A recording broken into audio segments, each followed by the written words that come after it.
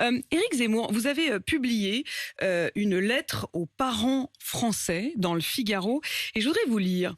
Vous citez un enfant qui dirait à ses parents en revenant de l'école ce qu'il a fait à l'école. J'ai appris que la France est un pays raciste, colonialiste, islamophobe, que c'est un pays qui était autrefois dirigé par des rois catholiques qui étaient des dictateurs. Heureusement, la révolution leur a coupé la tête. Mais depuis, les réactionnaires, les extrêmes tentent d'empêcher de progrès. J'ai appris, papa et maman, que la chasse, la consommation de viande, toutes les traditions paysannes doivent être interdites, remplacées par des éoliennes. J'ai appris que l'islam est autant une religion française que le christianisme, que ce sont les parents des immigrés qui se sont battus pour la France en 14, en 45. J'ai appris que les femmes sont les victimes des hommes qui sont tous des violeurs. J'ai appris que je peux changer de sexe si je veux parce qu'on ne naît ni fille ni garçon. Mais vous n'avez pas honte? Ah non. Ah, je vous assure que... Franchement. Ah non. Vous savez, c'est pas une caricature, ça? C'est une... Vous savez, c'est pas une caricature, mais la caricature est très utile parce qu'elle permet de montrer la réalité. C'est une formule rhétorique classique, vous savez, la caricature, qu'a utilisé Voltaire, qu'ont utilisé tous les philosophes. Vous voyez, c'est une formule rhétorique littéraire qui permet de faire comprendre. J'ai des enfants.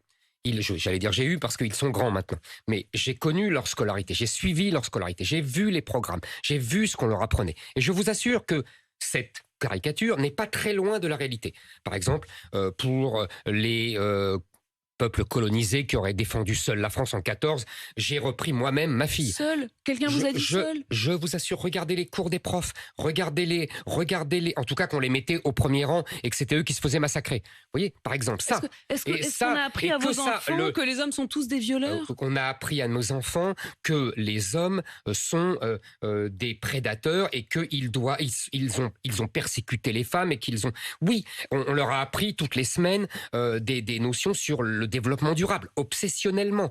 On leur a appris sur les hommes et les femmes. Et maintenant, on leur apprend qu'on peut changer de sexe si on veut, qu'on est homme ou qu'on est femme. Il y a quand même d'innombrables histoires, d'innombrables affaires que l'on voit, que l'on m'a racontées, que je lis, sur des enfants qui rentrent et qui disent « est-ce que je suis un garçon, est-ce que je suis une fille ?» Je ne l'ai pas inventé. Mais ces questions-là, pour le coup, c'est pas seulement à l'école, c'est des questions que tout enfant, à un moment ou à un autre, vous avez tout à fait raison. Vous avez tout à fait raison. On se pose tous ces questions quand on est enfant.